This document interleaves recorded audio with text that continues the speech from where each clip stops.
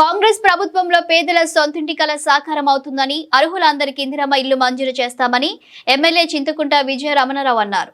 పెద్దపల్లి జిల్లా సుల్తానాబాద్ పట్టణంలోని 10-12వ వార్డుల అర్హులైన 47 మంది లబ్ధిదారుల ఇందిరమ్మ ఇండ్ల నూతన నిర్మాణాలకు స్థానిక నాయకులతో కలిసి ఎమ్మెల్యే విజయ రమణారావు భూమి పూజ చేసి ఇళ్ల మంజూరు పత్రాలను పంపిణీ చేశారు. ఈ సందర్భంగా మాట్లాడుతూ పట్టణంలో సొంతిల్లు లేని పేద ప్రజలు అనేక మంది ఉన్నారని, వారికి కాంగ్రెస్ ప్రభుత్వం అండగా ఉంటుందని భరోసా ఇచ్చారు.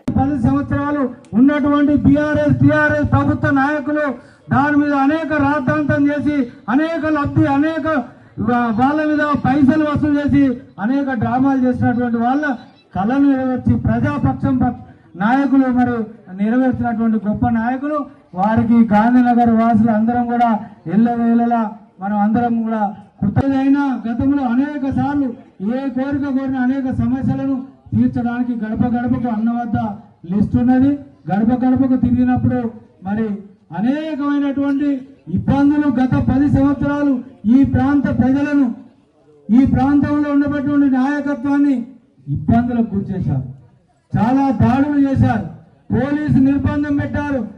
పోయిన సంవత్సరంలో అక్రమ కేసులు బనాయించి ఇప్పటి వరకు మరి నిన్ననే మొన్న బుధవారం నాడు మా పైన తప్పుడు కేసులు పెడితే బీఆర్ఎస్ నాయకులు మొన్న కొట్టుడు అయినటువంటి సంఘటన ఈ రోజు అది విధాన ఆధ్వర్యంలో మీకు జరిగిందని చెప్పి ఇవాళ ప్రజలకు మాట ఇచ్చి పేద ప్రజానికానికి మీకు 5 లక్షల ఇందిరమ్మ ఇల్లు ఇస్తామని చెప్పి ఆనాడు రేవంత్ రెడ్డి గారి నాయకత్వంలో ఆనాడు మాట ఇచ్చి మాట తప్పకుండా ఇవాళ 5 లక్షల ఇందిరమ్మ ఇల్లు ఇచ్చిన చరిత్ర కాంగ్రెస్ ప్రభుత్వాన్ని ముఖ్యమంత్రి రేవంత్ రెడ్డి గారు.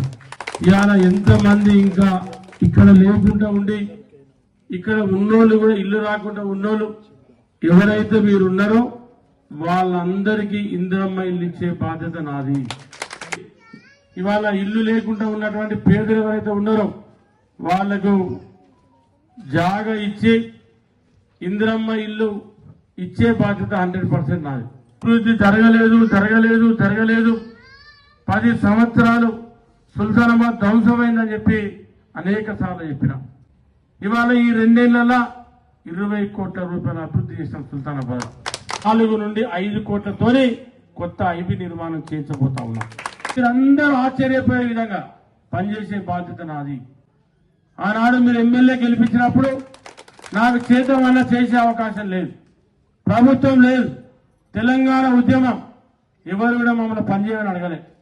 ఏం సంగతి నువ్వు ఎప్పుడు రాజీనామా చేస్తావు, తెలుగుదేశం పార్టీకి ఎప్పుడు బయటకు వస్తావు, ఈ ముచ్చటే అడిగారు తప్ప ఆనాడు వేరే పని ఏది అడగలే. ఇవాళ అవకాశం వచ్చింది, మీరు నాకు అవకాశం ఇచ్చిర్రు, మీరు నాకు ఆశీర్వాదం ఇచ్చిర్రు. మన రాష్ట్రంలో నా మీద మీ మీద మన నియోజకవర్గ ప్రజలందరి మీద ఆశీర్వాదం ఉన్నటువంటి ముఖ్యమంత్రి గారు రేవంత్ రెడ్డి గారు మనకున్నారు. ఇవాళ ఇన్ని కోట్ల నిధులతోని ఇలా అభివృద్ధి కార్యక్రమాలు నడుస్తా ఉన్నాయంటే దానికి కారణం ముఖ్యమంత్రి రేవంత్ రెడ్డి గారు. ఇవాళ బల్జీబో తీసుకొచ్చుకున్నాం. మరి బల్జీబో వచ్చింది. ఇవాళ ఉమ్మడి కరీంనగర్ జిల్లాలో 3 రెవెన్యూ డివిజన్లు ఉంటే అందులో పెద్దపల్లి